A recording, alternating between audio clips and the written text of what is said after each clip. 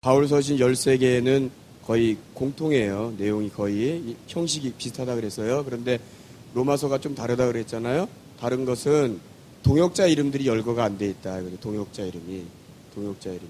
보통 바울서신은 처음 시작할 때 내가 누구누구 이렇게 동역자들이 쭉 나오는데 로마서에는 그렇지 않다. 근데 로마서만 그런 건 아니고 갈라디아서도 보면 그래요. 갈라디아서도.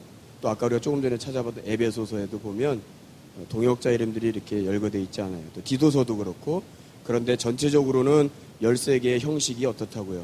서문과 인사가 비슷하다. 거의 같은 형식이라 요거예요.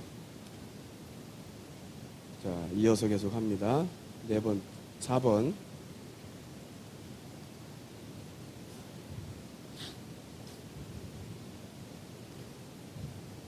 설명드린 건데 로마서의 핵심 주제요.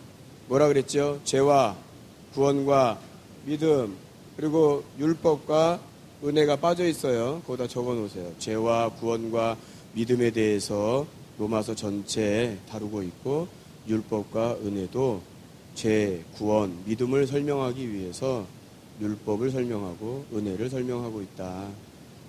그러니까 로마서의 핵심 주제 성경 성구가 아까 우리가 로마서 1장 17절 읽어봤는데 이건 하박국서 2장 4절을 참조한 겁니다. 하박국서 2장 4절 오직 의인은 믿음으로 말미암아 살리라 함과 같으니라가 하박국 2장 4절에 이미 나와 있는 계시된 말씀이죠. 자, 제가 하나하나 이렇게 성경 구절을 말씀드리면 여러분들이 읽는 겁니다. 더 많은 성경 구절이 있겠지만 그래도 이것은 좀 우리가 외워야 되겠다, 알아야 되겠다라고 해서 몇 가지 적어놓은 거니까. 자, 로마서 3장 23절 모든 사람이 죄를 범하였음에 하나님의 영광에 이르지 못하더니 아멘. 자, 끝에 아멘 한번 하시기 바랍니다. 네. 로마서 5장 12절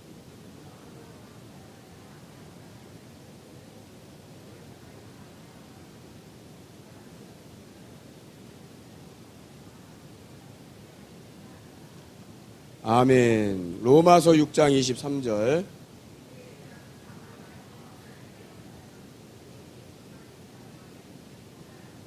아멘. 로마서 10장 9절에서 10절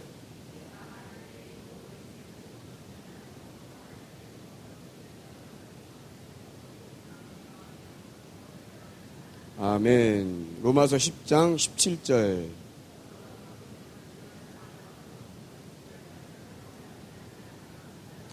아멘. 할렐루야. 특별히 이번 주간이 새생명 축제, 말하자면 이제 전도 축제 기간이고 이제 하나님 앞에 올려드리는 천국 잔치가 있잖아요.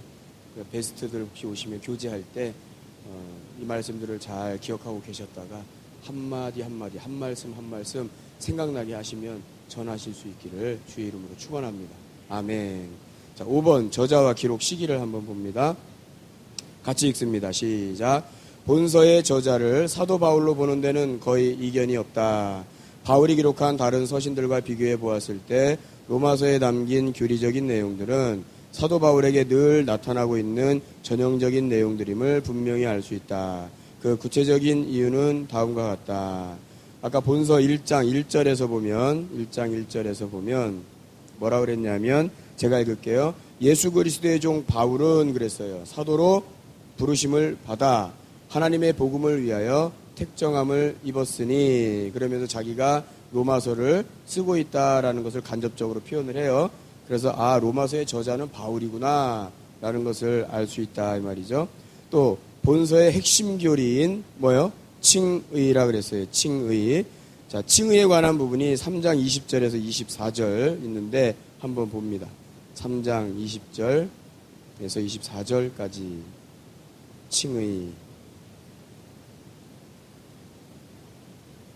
자, 19절부터 볼게요. 19절부터 24절까지 시작. 우리가 알거니와 무릇 율법이 말하는 바는 율법 아래 있는 자들에게 말하는 것이니 이는 모든 입을 막고 온 세상으로 하나님의 심판 아래 있게 하려 함이라. 그러므로 율법의 행위로 그의 앞에 의롭다 하심을 얻을 육체가 없나니 율법으로는 죄를 깨달음이니라. 이제는 율법 외에 하나님의 한 의가 나타났으니 율법과 선지자들에게 증거를 받은 것이라. 곧 예수 그리스도를 믿음으로 말미암아 모든 믿는 자에게 미치는 하나님의 의니 차별이 없느니라. 모든 사람이 죄를 범하였음에 하나님의 영광에 이르지 못하더니 그리스도 예수 안에 있는 속량으로 말미암아 하나님의 은혜로 값없이 의롭다 하심을 얻은 자 되었느니라. 자, 믿음으로 예수 안에서 속량함을 입어 믿음으로 우리가 의롭다함을 받았고, 하나님의 의는 차별이 있다 없다? 없다 그랬어요. 없다 그랬어요. 이걸 우리가 칭의 교리라고 합니다. 칭의 교리. 그런데 3장 20절에 보면 율법이 뭔지를 말하고 있어요. 율법이 뭔지. 율법. 3장 20절만 다시 읽어봅니다. 시작. 그러므로 율법의 행위로 그의 앞에 의롭다 하심을 얻을 육체가 없나니 율법으로는 죄를 깨달음이니라. 죄를 정하는 거예요. 죄를. 그래서 율법은 죄를 알게 하는 법이에요. 그래서 율법은 따라합니다. 정죄의 법. 정죄. 죄를 정한다 이거예요. 죄를 알게 하고 죄를 깨닫게 한다. 율법으로는 뭐만 보이게 돼요. 그러니까 죄만 보이는 거예요. 죄만. 율법으로는 다 정죄를 받게 돼 있어요. 율법으로는 자유함이 없어요. 누가 되었든지 간에 율법의 자를, 이게 자예요. 아까 자 있었는데 이게 자예요. 그럼 이게 율법이라는 자예요. 이걸 다 갖다 대면 다 자격 미달인 거예요. 다 자격 미달이에요. 그러나 하나님의 의는, 의의 법은 그렇지 않다 이거죠. 예. 그래서 율법은 다시 한번 따라하면 정죄의 법이다. 죄를 어떻게 한다고요? 죄를 알게 하고 죄를 깨닫게 하고 죄만을 들춰내는 법이 율법이에요. 그걸 바울이 정확하게 지금 알려주고 있는 겁니다. 자, 4장으로 가서 3절도 한번 봅니다. 3절, 4장 3절. 4장 3절 1절부터 볼게요. 1절부터 시작. 그런즉 육신으로 우리 조상인 아브라함이 무엇을 얻었다 하리요? 만일 아브라함이 행위로서 의롭다 하심을 받았으면 자랑할 것이 있으려니와 하나님 앞에서는 없느니라. 성경이 무엇을 말하느냐? 아브라함이 하나님을 믿음에 그것이 그에게 의로 여겨진 바 되었느니라. 아멘. 아브라함이 율법으로 의로 여김을 받았다는 거예요? 믿음으로 의로움을 받았다는 거예요? 믿음으로 의로움을 받았다는 거예요. 그러니까 율법으로는 의로움을 받을 사람이 하나도 없다 이 말이에요. 오직 뭐로? 믿음으로. 근데 그 믿음의 대상이 누구냐면 복음이었다. 복음. 1장에서 복음이라고 분명히 말하고 있어요. 복음에는 하나님의 의가 나타나서 믿음으로 믿음에 이르게 하나니 할렐루야. 그러니까 아브라함도 비록 창세기 시대에 살았던 인물이긴 하지만 그때 율법이 있었어요, 없었어요?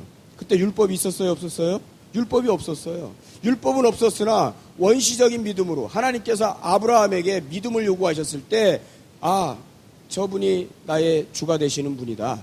아, 저분이 모든 천지 만물을, 모든 생사복을 주관하시는 내가 섬기는, 내가 섬겨야 할 그 참 신이구나, 그 하나님이구나. 그걸 믿은 거거든요, 아브라함이. 그걸 믿은 것 때문에 뭐로 여김을 받았다고요? 의롭다 여김을 받았다 이거죠. 자, 지금 칭의에다가 빨간 줄을 치시고 또 하나를 찾아서 빨간 줄을 치는데 어디를 찾냐 하면 갈라디아서 그 밑에 보면 2장 16절, 3장 6절부터 9절 빠져 있는데 2장 16절, 3장 6절에서 9절까지 써놓으세요. 그리고 표시를 갖게 하세요. 왜냐하면 이게 칭의에 대한 교리가 여기서 또 나와요. 갈라디아서에서. 그 칭의 밑에, 바로 밑에 보면 갈라디아서 써 있죠?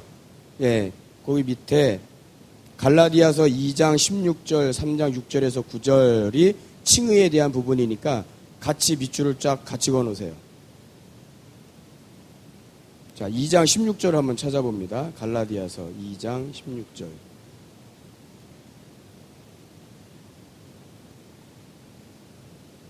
갈라디아서 2장 16절. 제가 좀 이걸 헷갈리게 적어놨죠. 같이 묶어놓을 걸. 찾으셨죠? 예, 2장 16절 같이 봅니다. 시작.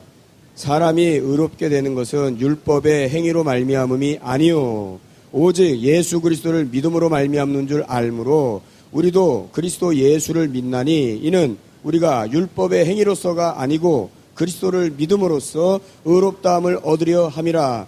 율법의 행위로서는 의롭다함을 얻을 육체가 없느니라. 할렐루야. 또 3장으로 갑니다. 갈라디아 3장 6절에서 9절까지 보세요. 6절에서 9절까지. 지금 읽은 부분이 무슨 교리라고요? 칭의 교리라고. 칭의 교리. 그거다 성경에다 써놓으세요. 지금 읽은 부분 옆에다 칭의 교리 써놓으세요. 또 갈라디아 3장 6절로 9절까지 함께 읽습니다. 시작. 아브라함이 하나님을 믿음에 그것을 그에게 의로 정하셨다 함과 같으니라. 그런즉 믿음으로 말미암은 자들은 아브라함의 자손인 줄 알지어다. 할렐루야. 저와 여러분들이 누구의 자손인 거예요? 육의 자손으로는 아브라함과 상관이 있어요? 없어요? 없어요. 그러나 하나님은 아브라함을 믿음의 조상으로 히브리서 11장에 보면 믿음의 조상 되게 하셨다 그랬는데 예수 믿는 것 때문에 저와 여러분들은 다 누구의 자손이 되는 거예요? 또 아브라함의 자손이 되는 거예요. 아브라함의 자손. 믿음으로 8절도 봅니다. 또 하나님이 이방을 믿음으로 말미암아 의로 정하실 것을 성경이 미리 알고 먼저 아브라함에게 복음을 전하되. 아브라함도 복음을 들었대요. 아브라함도 이미 벌써 복음을 전하되 모든 이방인이 너로 말미암아 복을 받으리라 하였느니라. 할렐루야. 그러니까 아브라함도 원시적인 복음이지만 이미 아브라함도 복음을 들은 거예요. 그걸 믿음이라고 하는 거예요. 할렐루야. 그 믿음 때문에 우리가 예수를 또 믿게 됐지만 결국엔 아브라함으로 인하여서 우리가 뭘 받은 자손이 된 거예요? 복 받은 자손이 된 거예요. 할렐루야. 아브라함 때문에 저와 여러분들이 복 받은 자손이 되었다는 거예요. 왜요? 아브라함의 계보를 통해서 누가 오셨어요? 예수 그리스도 오셨으니까 이미 원시복음이 아브라함에게 이미 전하여졌고 그 복음의 맥을 줄기를 따라서 예수 그리스도 오셨고 그 열매로 저와 여러분들이 성령으로 말미암아 믿음으로 하나님의 자녀가 되어서 하나님의 의인이 되었다. 의롭다함을 받았다. 할렐루야. 이게 칭의 교리란 말이에요. 9절도 봅니다. 시작. 그러므로 믿음으로 말미암은 자는 믿음이 있는 아브라함께 뭘 받아요? 함께 복을 받느니라. 할렐루야. 그러니까 우리가 믿음에 바로 서면 무엇을 먹을까, 무엇을 마실까, 무엇을 입을까 걱정해야 됩니까? 안 해야 됩니까? 안 해도 돼요. 왜요? 아브라함에게 하나님 말씀하셨어요. 저 하늘을 보라, 저 별과 같이, 땅을 보라, 저 모래알과 같이. 할렐루야. 하나님이 다 책임져 주신다는 거예요. 뭐만 있으면, 내 안에 믿음이 있으면, 의가 있으면. 할렐루야. 저와 여러분들은 의로 말미암아 자유함으로 살아셔야 돼요. 자유함으로. 그러면 나머지는 하나님께서 다 알아서 해 주실 거란 말이죠.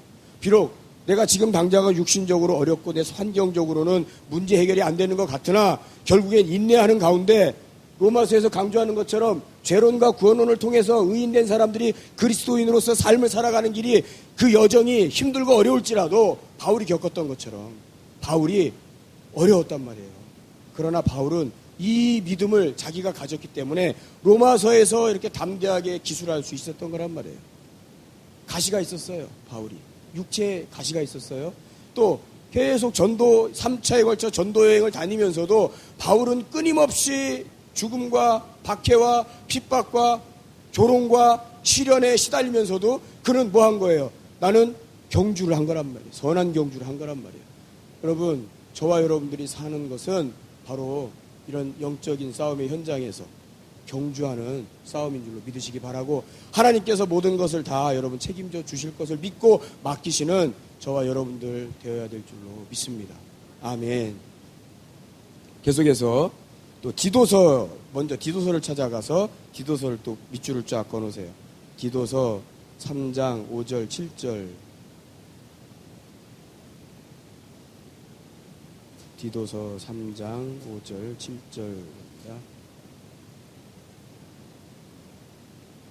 시작. 우리를 구원하시되 우리가 행한 바 의로운 행위로 말미암지 아니하고 오직 그의 긍휼하심을 따라 중생의 씻음과 성령의 새롭게 하심으로 하셨나니 우리 구주 예수 그리스도로 말미암아 우리에게 그 성령을 풍성히 부어주사 우리로 그의 은혜를 힘입어 의롭다 하심을 얻어 영생의 소망을 따라 상속자가 되게 하려 하심이라. 할렐루야. 이것도 무슨 교리에 속한다고요? 칭의 교리에 속한다고요. 칭의 교리에. 우리로 그의 은혜를 힘입어 의롭다 하심을 얻어. 믿음 우리에게 은혜로 주셨어요. 그 은혜를 힘입어 의롭다 하심을 얻어 우리가 상속자가 하나님의 자녀가 되었다. 자, 그 다음에 칭의 옆에 보면 지체 비유라고 나오죠. 지체 비유. 예, 지체 비유. 자, 12장 5절. 로마서 12장 5절로 가봅니다. 로마서 12장 5절.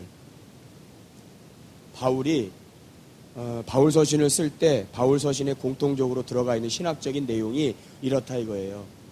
칭의에 관한 내용들이 이렇게 언급이 돼 있고, 또 비유를 할 때 주로 바울이 썼던 비유는 뭐냐면 교회는 하나다 이거예요. 교회는 하나. 이렇게 죄에서 구원받아 믿음으로 의롭다함을 받은 하나님의 자녀들이 있는 교회는 한 몸이라 이거예요. 한 몸. 한 몸이고 그 한 몸에 속한 지체는 다 같다. 그거를 바울은 계속 바울 서신에서 이야기를 해요. 자, 로마서 12장 5절 봅니다. 같이 읽습니다. 4절부터 시작. 우리가 한 몸에 많은 지체를 가졌으나 모든 지체가 같은 기능을 가진 것이 아니니 이와 같이 우리 많은 사람이 그리스도 안에서 한 몸이 되어 서로 지체가 되었느니라. 할렐루야. 그 옆에 가면 고린도전서 나오죠? 고린도전서 10장 17절 보세요. 고린도전서 10장 17절.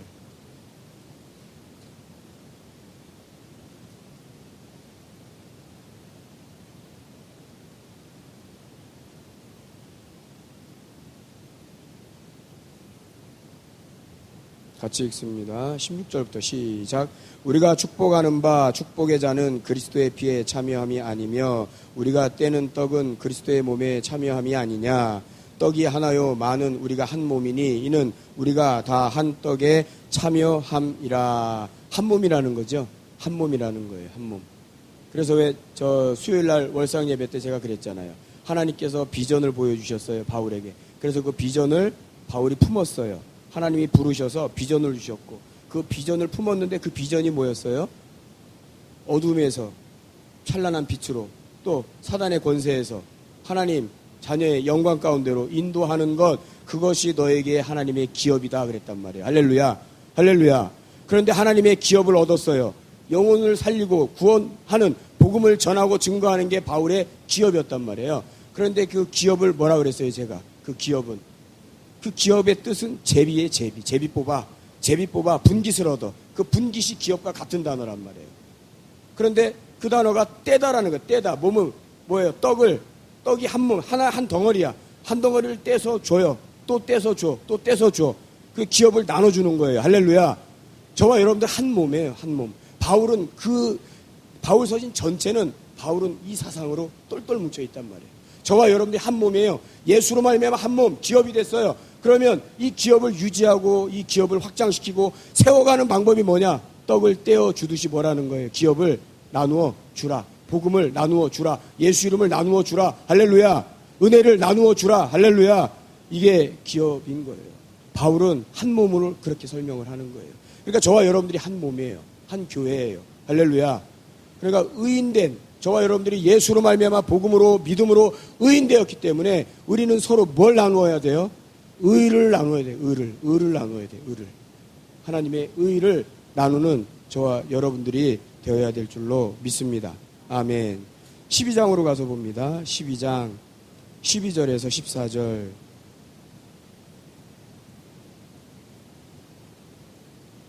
시작. 몸은 하나인데 많은 지체가 있고 몸에 지체가 많으나 한 몸임과 같이 그리스도도 그러하니라.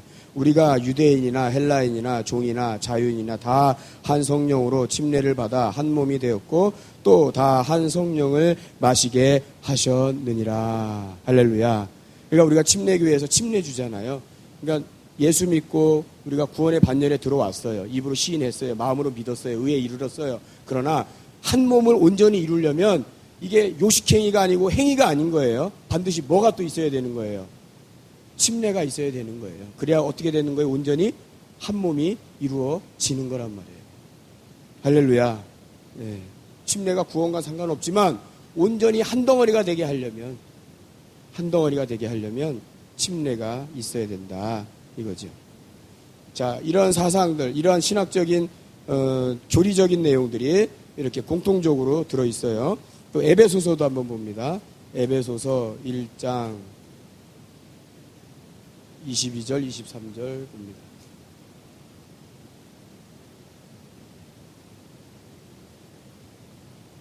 에베소서 1장 22절, 23절 같이 시작. 또 만물을 그의 발 아래에 복종하게 하시고 그를 만물 위에 교회의 머리로 삼으셨느니라. 교회는 그의 몸이니 만물 안에서 만물을 충만하게 하시는 이의 충만함이니라. 할렐루야. 예수로 말미암아 한 몸을 이룬 저와 여러분들이 교회인데 그 교회는 누구의 것으로 충만해요? 예수님의 것으로 성령으로 충만함을 입게 되는 저와 여러분들, 그 충만함을 함께 나누는 거예요. 또 골로새서 2장을 봅니다. 골로새서 2장 19절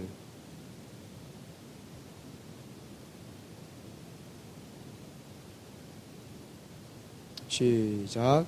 머리를 붙들지 아니하는지라 온몸이 머리로 말미암아 마디와 힘줄로 공급함을 받고 연합하여 하나님이 자라게 하심으로 자라느니라. 아멘. 자, 그래서 지체 비유했던 부분에는 동그라미를 치시고 또 고린도전서 10장 17절 그 부분 다 동그라미 치시고 에베소서 1장 읽었던 부분 동그라미 치시고 골로새서 2장 19절 동그라미 치시고 그럼 동그라미 친 부분은 교리가 같다는 거예요. 아시겠죠? 그리고 아까 밑줄 친 부분도 교리가 같아요. 무슨 교리였어요? 그건 칭의 교리였고 지금 이것은 교회론이에요. 교회론이 같다. 한 몸이다. 우리는 지체다. 자, 그걸 봤을 때 바울이 저자가 확실하다. 네 번째는 초대교부들이 본서를 바울의 저작으로 본다. 우리가 잘 알고 있죠? 사도 요한의 제자였던 폴리캅의 제자인 이레니우스가 로마서는 누가 썼다 증언하고 있다고요? 바울이 썼다고 증언하고 있습니다. 자, 기록 시기 같이 읽습니다. 사도 바울은 53년경에 수리아 안디옥에서 3차 선교 여행을 시작하여 약 5년 뒤 예루살렘으로 돌아옵니다. 거기 지금 58년으로 되어 있는데 이걸 57년으로 고치세요. 오타 57년경. 계속 이 기간 동안 바울은 에베소에서 3년간 목회하였고 사도행전 19장의 전체 보면 나옵니다. 사도행전 19장 1절에서 끝까지 사도행전 19장 전체 내용을 보면 바울이 에베소에서의 사역이 나와요. 그런데 거긴 2해라고만 언급이 되어 있는데 2해 이상인 거예요. 그러니까 몇 년으로 보는 거예요? 19장 10절에 보면 21절에 보면 10절에 보면 적어놓으세요. 사도행전 19장 10절 한번 볼까요? 사도행전 19장 10절.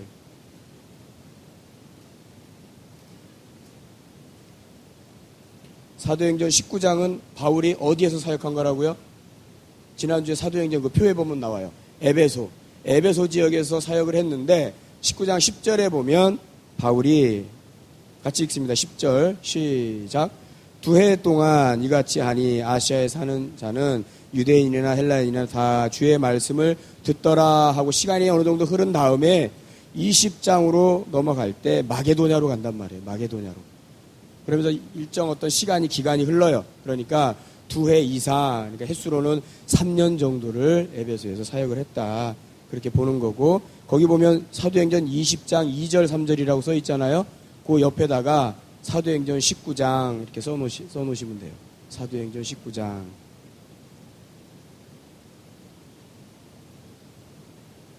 그 후 마게도냐를 거쳐 고린도에서 대략 3개월 정도 체류하였다. 그래서 사도행전 20장 2절 3절에 보면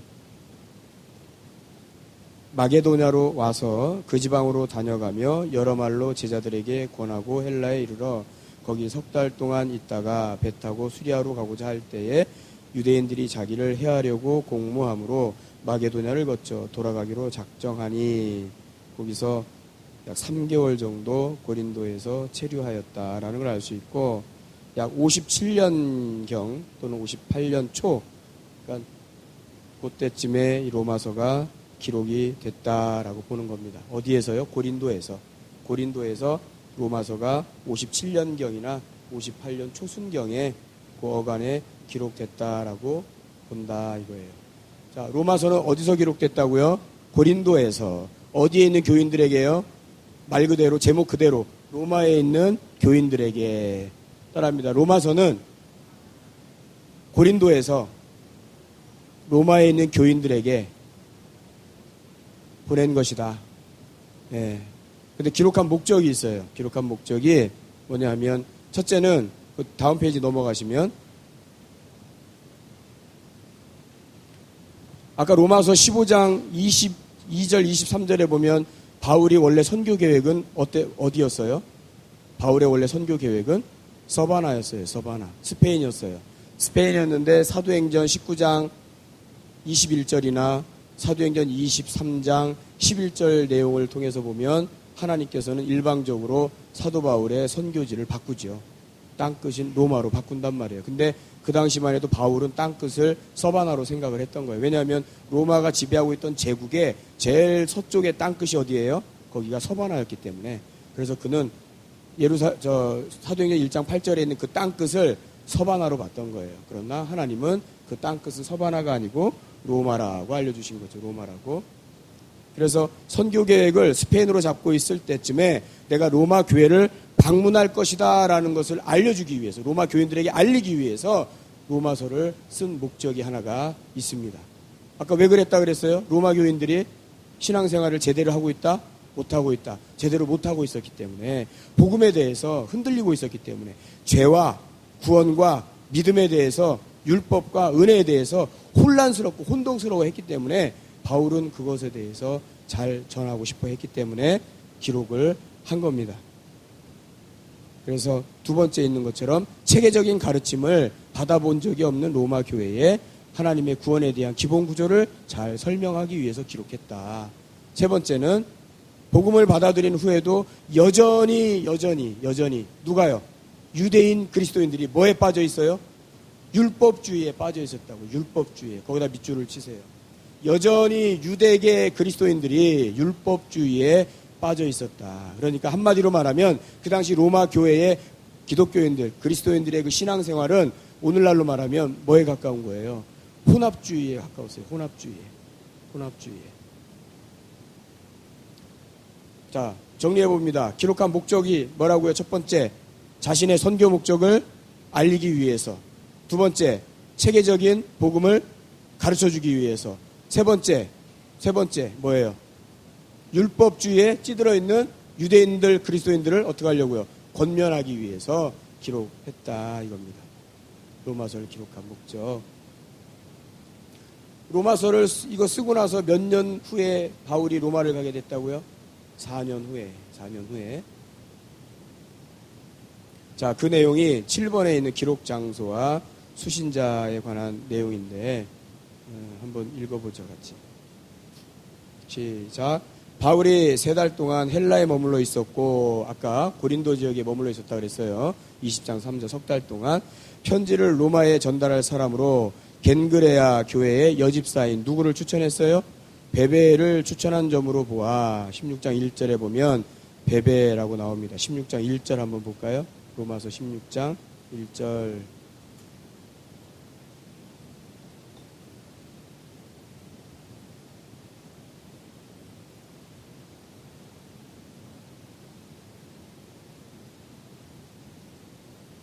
같이 읽습니다. 시작. 내가 겐그레아 교회의 일꾼으로 있는 우리 자매 베베를 너희에게 추천하노니 너희는 주 안에서 성도들이 합당한 예절로 그를 영접하고 무엇이든지 그에게 소용되는 바를 도와줄지니 이는 그가 여러 사람과 나의 보호자가 되었음이라. 그러니까 베베를 추천해서 그를 보낸다는 거예요. 그러니까 너희들은 로마 교회 너희들은 그를 베베를 어떻게 하라고요? 영접하라. 내가 보내는 베베를 너희는 영접하라. 그러니까 베베가 어디 지역에 살던 사람이에요? 겐그레아 지역, 겐그레아가 어디냐면 고린도. 거기 지도해 보시면 중간쯤에 보시면 지중해 한시 방향으로 보면 고린도 있죠? 고린도 나오죠? 그 고린도 동쪽의 항구 도시가 겐그레아예요. 그러니까 고린도와 아덴, 지금으로 말하면 아테네, 그리스 아테네 수도, 거기 사이에 있는 항구 도시가 겐그레아인데 여기에 있는 교회 집사인 베베를 통해서 이 편지를 써서 로마 교회에 갖다 줘라 해서 베베를 보냈다. 그러니까 너희는 그를 영접하라. 그 얘기예요. 이해되시죠? 예. 추천한 점으로 보아 이 편지는 어디서 기록된 것으로 본다고요? 고린도에서 기록된 것으로 봅니다. 또 유대인과 이방인을 포함하여 로마에 있는 모든 그리스도인들을 대상으로 하여 기록한 것으로 볼 수 있습니다. 자, 8번까지 우리가 설명된 걸로 보시고, 제일 중요한 것, 뒷장으로 넘어가서 본서의 특징이 나옵니다. 본서의 특징. 본서의 특징. 자, 제일 밑에 있는 표를 먼저 한번 보세요. 표를 한번 보시면 서원이라고 되어 있죠. 거기 보면 문안인사라고 되어 있죠. 예, 이 편지의 형식이라 그랬어요. 제일 끝에 보면 실천편에 제일 끝에 맺는 말, 그럼 제일 밑에 제일 끝이 뭐예요? 인사죠. 예, 인사, 문안인사가 있고 끝인사가 있고, 그 다음에 교리편에 보세요. 교리편에 보면 죄론이 나와요. 죄론이 1장 18절에서 3장 20절까지가 죄론이 나오고, 그 다음에 3장 21절부터 5장 21절까지가 무슨 얘기예요? 구원에 대한 이야기인데, 여기서 칭의 교리가 여기서 다루어져요. 아까 우리가 찾아봤어요. 3장 20절부터 24절까지 계속 5장에도 반복이 돼서 나옵니다. 이 내용에 대해서. 믿음으로 의롭다함을 받는다. 율법의 행위로서가 아니고 믿음으로 의롭다함을 받는다고 하는 칭의에 관한 교리가, 이야기가 계속 나옵니다. 그리고 6장 1절부터 8장 17절까지는 성화에 대한 내용이에요. 성화는 뭐냐면 예수 그리스도를 닮아가는 그 과정, 우리가 내 육신의 것을 죽이고 내가 성령의 법을 따라 하나님의 말씀대로 살아가야 함을, 그걸 계속 강조하고 있는 부분, 성화. 그 다음 8장 18절부터 39절까지는 영화인데, 여러분, 우리가 영화에 이르는 때가 언제일까요? 온전한 영화에 이르는 때는 우리가 날마다 주의 영광을 보고, 하나님께서 우리를 영화롭게 하시기 때문에 저와 여러분들을 통해서 하나님의 영광을 받으시는 거예요. 그런데 그 영화는 이 땅에서의 영화지만 완전한 영화는 언제 이루어져요? 우리가 주님 만나는 날, 마지막 날, 예수님 다시 오시는 날, 우리가 천국에서, 여러분, 그때 온전한 영화가 이루어지는 거예요. 그럼 우리는 어느 때까지 살아가는 거예요? 계속 성화를 경험하면서, 성화를 이루어가면서 영화에 이르기까지 우리가 이 육신이 있는 동안 계속 살아가는 거죠. 예, 그것을 아까 말씀드렸던 구원의 서정이라고 하는 겁니다. 지금 요거를. 자, 처음에 뭐가 나와요? 죄론이 나온다 그랬어요. 죄론. 여기서는 뭘 얘기해줘요? 죄가 뭐다라는 걸 이야기해요. 그래서 이방인의 죄에 대해서 언급하고, 유대인의 죄에 대해서 언급하고, 모든 사람의 죄에 대해서 언급하므로 모든 사람은 의인이 없다 그랬어요. 그러니까 죄가 뭐다라는 거를 계속 알려줘요. 그 다음에 구원을 얻어요. 이걸 뭐라 그랬죠? 칭의라 그랬어요. 자, 칭의를 얻었고, 그 다음에 성화가 되어간다. 예수를 계속 닮아가는 거예요. 그 다음에 마지막에 뭐예요? 영화를 이루는 건데, 이것을 우리는 뭐라고 부르냐 하면 구원의, 아까 뭐라 그랬어요? 서정이라 그랬어요. 구원의 서정. 다른 말로는 구원의 순서 또는 구원의 차서. 그래서 이거를 오르도 살루티스라고 합니다. 이게 라틴어예요. 구원의 순서, 구원의 차서, 오르도 살루티스인데, 영어로는 뭐냐면 구원의 질서, 순서니까 order of salvation이에요. 구원의 순서라 이 말이에요. 그러니까 구원의 순서가 어때요, 여러분? 먼저 죄를 알아야 돼요. 너 죄인이야. 그러니까 우리가 세가족 교육 시킬 때 그렇잖아요. 당신의 존재는, 우리는 다, 모든 인류는, 모든 사람은 다 뭐다라는 걸 알려줘요. 죄인이야. 우리는 죄인이야. 근데 로마서 6장 23절에 가서 보니까 죄의 삭은 뭐라고 알려줘요? 사망이라고 알려줘요. 우리가 죄를 졌어. 근데 그 죄는 영의 죄야. 근데 그 죄 때문에 우리는 죽을 수밖에 없어. 근데 우리가 살 수 있는 방법은, 나를 살려주시는 분이 나를 살려주셔야 내가 살아. 그걸 알려주는 거예요. 그게 뭐라 그랬어요? 아까 하나님의 의라 그랬어요. 근데 그 하나님의 의가 어디에 들어있어요? 복음에 들어있다 그랬잖아요. 복음에는 하나님의 의가 나타나서 믿음으로 믿음에 이르게 하나니, 할렐루야. 그러니까 우리가 살기 위해서는 복음을 알아야 돼. 복음은 기쁜 소식이야. 그 복음이 하나님의 뜻이 그 복음 안에 담겨 있어. 그래서 그 복음을 듣고 하나님의 의를 발견하면 우리는 하나님 때문에, 예수님 때문에, 죄 없으신 그 하나님이 나를 위해서 대신, 내 죄값을 위해서 대신 치러주셨고 죽어주셨기 때문에, 그런데 그는 죽음으로 끝난 게 아니고 그는 다시 살아나셨어. 살아나셨기 때문에 나도 그와 함께 살 수 있어. 그러니까 그를 믿으면 돼. 그게 구원, 칭의 교리란 말이에요. 거기까지가 칭의인 거예요. 그러고 나서 뭐 하는 거예요? 우리가 의인 되었으면 계속 의의 법을 따라 살아야 돼. 그게 로마서 8장에 있는 2절에 있는 생명의 성령의 법인 거예요. 할렐루야. 그래서 제가 왜 누가복음 할 때 그랬죠? 로마서 8장 3절, 특히 로마서 8장 1절과 3절을 읽으면서는 무슨 복음을 생각해야 된다 그랬어요? 누가복음을 생각해야 된다 그랬어요. 누가복음을. 왜요? 한번 보세요. 로마서 8장. 여기 갔다가 다시 제자리로 올게요. 로마서 8장 1절에서 3절까지 봅니다. 같이 읽습니다. 시작. 그러므로 이제 그리스도 예수 안에 있는 자에게는 결코 정죄함이 없나니 이는 그리스도 예수 안에 있는 생명의 성령의 법이 죄와 사망의 법에서 너를 해방하였음이라. 율법이 육신으로 말미암아 연약하여 할 수 없는 그것을 하나님은 하시나니 곧 죄로 말미암아 자기 아들을 죄 있는 육신의 모양으로 보내어 육신의 죄를 정하사 그랬어요. 누가복음은 인자복음이라 그랬죠. 인자가 온 것은 잃어버린 자를 찾아 어떻게 한다 그랬어요? 구원하려 함이라 그랬어요.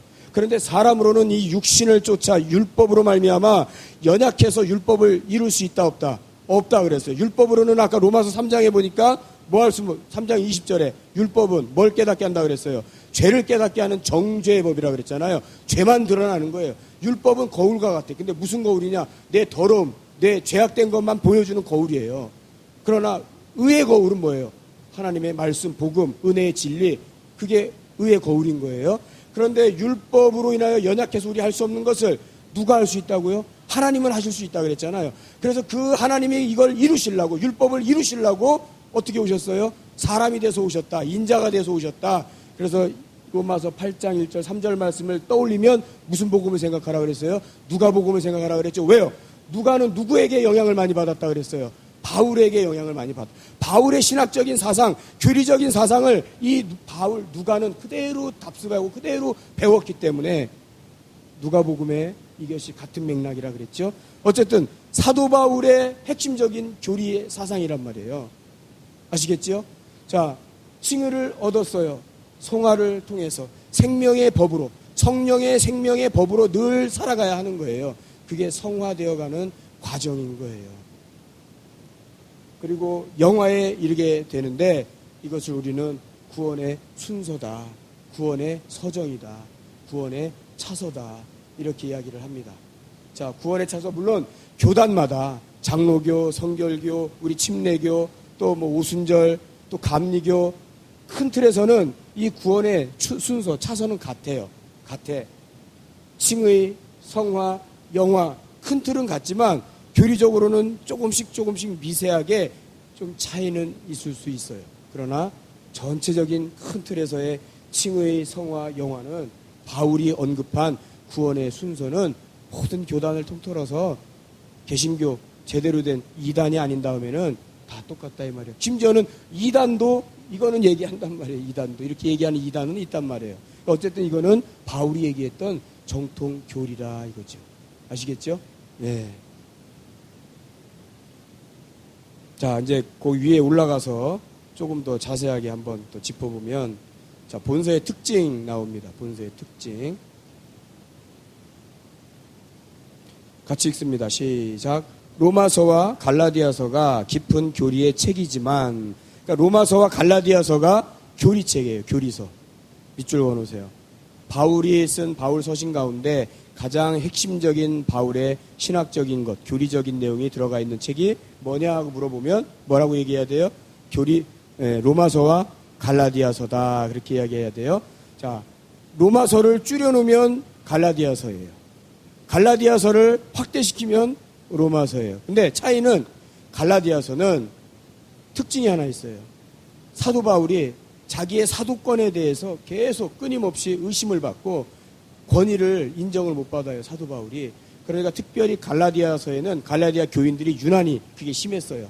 그러니까 복음에 있어서도 혼합주의적인 성향이 강했고, 또 바울이 이방인의 사도라고 하는 것에 대해서 갈라디아 교인들은 사도 바울의 사도권을 인정하지 않아요, 특별히 더.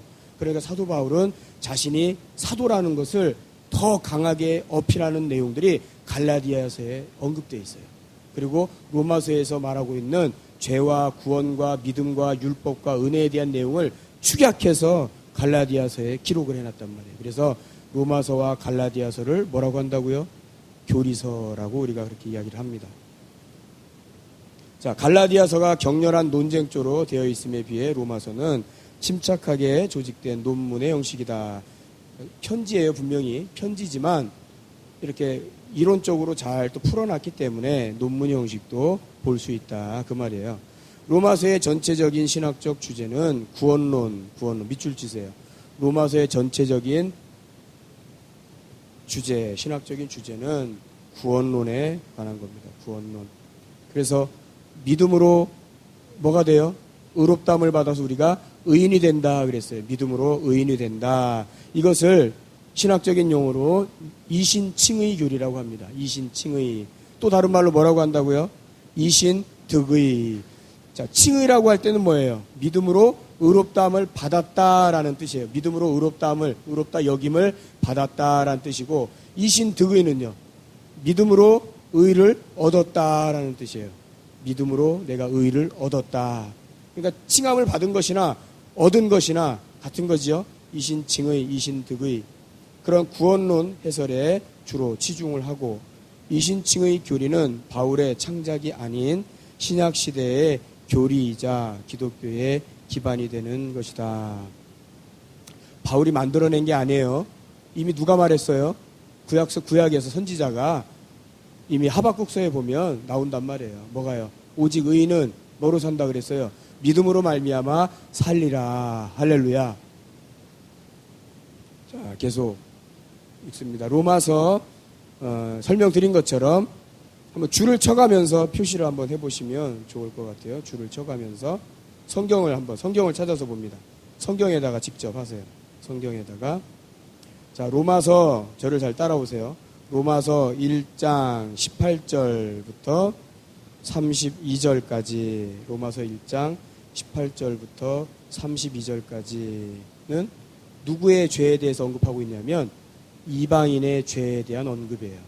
로마서 1장 18절부터 32절까지는 이방인들의 죄에 관한 언급이에요. 그 다음에 2장 1절에서 3장 8절까지는 유대인의 죄에 관한 언급이에요. 유대인의 죄. 그러니까 이방인의 죄 먼저 언급하고, 그 다음에 유대인의 죄를 언급하고, 그 다음 3장 9절부터 어디까지냐? 18절, 3장 9절에서 18절인데, 3장 9절은 특별히 그리스도인들, 구원받은 자들의 죄에 관해서입니다. 3장 9절은. 그리고 10절부터 18절까지가 최종적인 죄의 판결, 결과에 대한 내용이에요.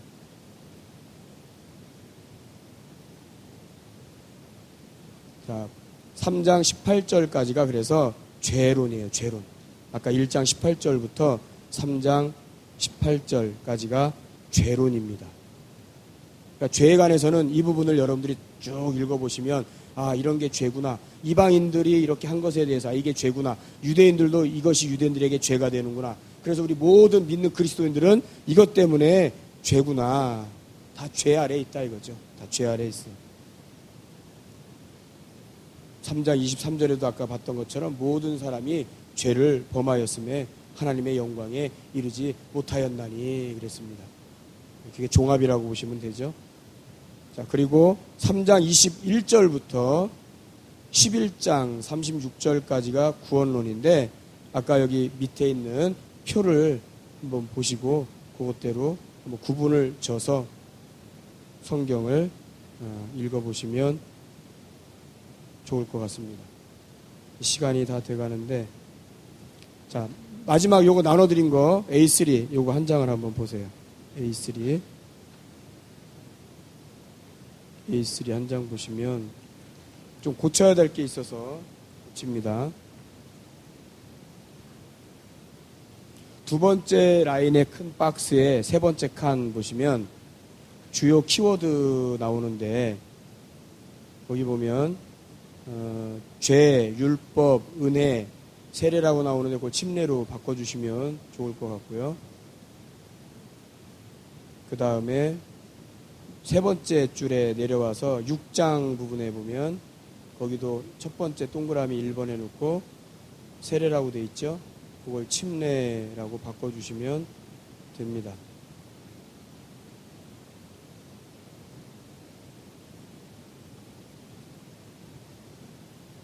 자, 우리 성경 한 구절만 보고 마치도록 하겠습니다. 자, 로마서 아까 우리 읽었던 부분인데 8장 1절에서 2절 거기 한 번 더 보고 마치도록 하겠습니다. 로마서 8장 하나 빠뜨렸네요. 그 12장 밑에 제일 마지막 박스에 12장 13장에 보면 성도의 의무라고 있습니다.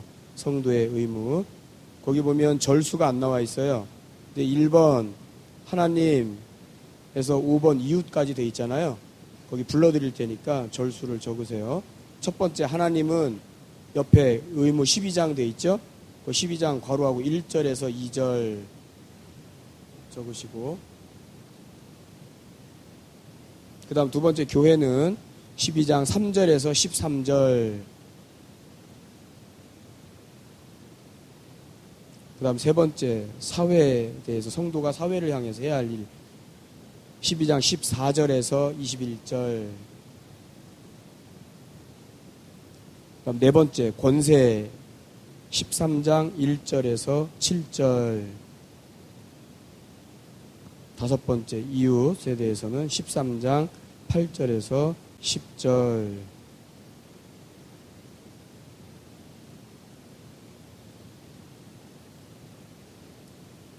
다 적으셨나요? 예, 더 안 불러드려도 되겠어요? 사회 14절에서 21절.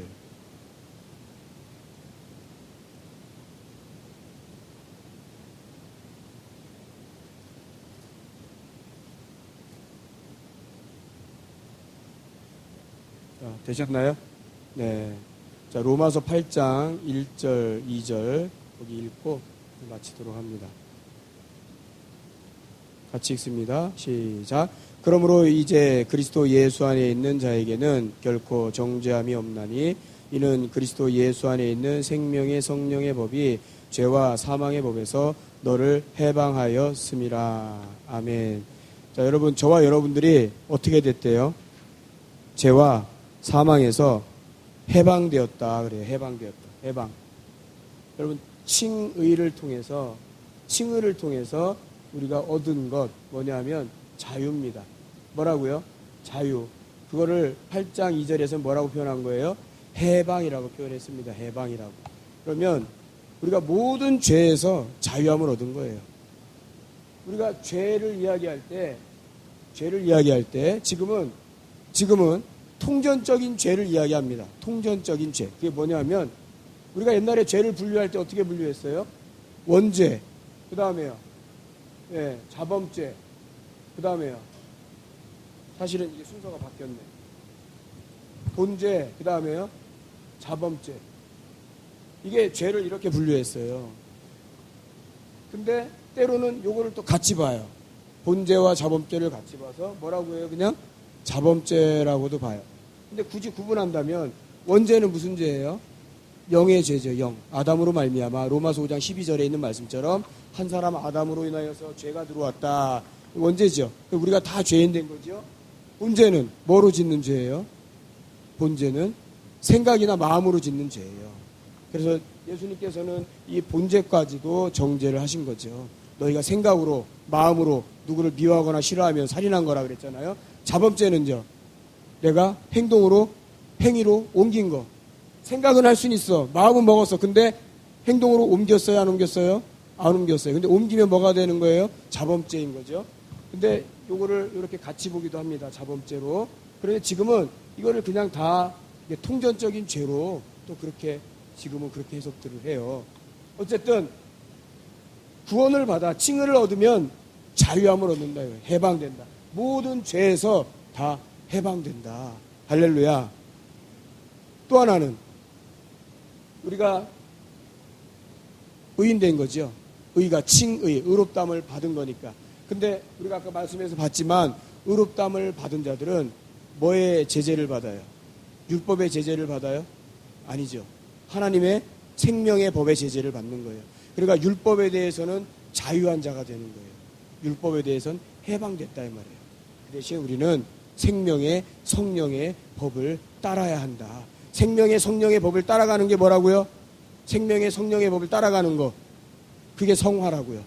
생명의 성령의 법, 성령의 법대로 계속 살아가려고 성령의 충만함을 받고 성령의 역사하심을 통해서 성령의 인도하심을 받고 성령의 인도를 받아서 여러분 성령을 의지하는 것, 그게 성화되어가는 과정이라고. 할렐루야. 그리고 또 하나는 사망으로부터 우리가 자유해졌어요. 왜요? 율법으로는 죽을 수밖에, 우리가 죽었어요. 죽을 수밖에가 없는 게 아니고 죽었어요. 율법으로는 죽었어. 우리는 이미 죽은 자예요. 죽었다가 우리가 어떻게 한 거예요? 다시 살았어요. 누구의 생명으로? 예수님의 생명으로. 여러분 중요한 거는요, 저와 여러분들의 영은 산영이에요, 죽은 영이에요? 산영이에요? 여러분들 원래 본질, 여러분들의 본질적인 영은요, 죽었어요. 저와 여러분들의 영은, 속사람의 이 영은 죽었다니까요. 죽었어요. 그런데 누구로 산 거예요? 예수가 갈라디아서, 로마서에도 6장 3절에 보면 뭐예요? 옷을, 갈라디아서에도 나오지만 3장 6절에 예수로 뭐 입은 거예요? 옷 입은 거란 말이에요. 옷 입은 거. 그러니까 예수의 영으로 우리가 살아난 거기 때문에 그래서 칭함을 받은 거예요. 의롭다 칭함을 받은 거예요. 할렐루야. 저와 여러분들의 영 자체는 죽은 영이에요. 이미 죽었다고요. 아시겠죠?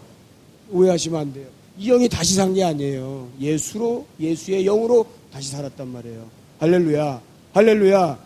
그러니까 우리가 그걸 신앙 고백으로 나타내 주는 거는 바로 침례를 통해서, 아, 내가 예수의 영으로 옷 입었구나라는 걸 내가 신앙 고백으로 나타내 주는 게 침례인 거예요. 그래서 침례도 중요하다. 자, 여기까지 하고 마치겠습니다.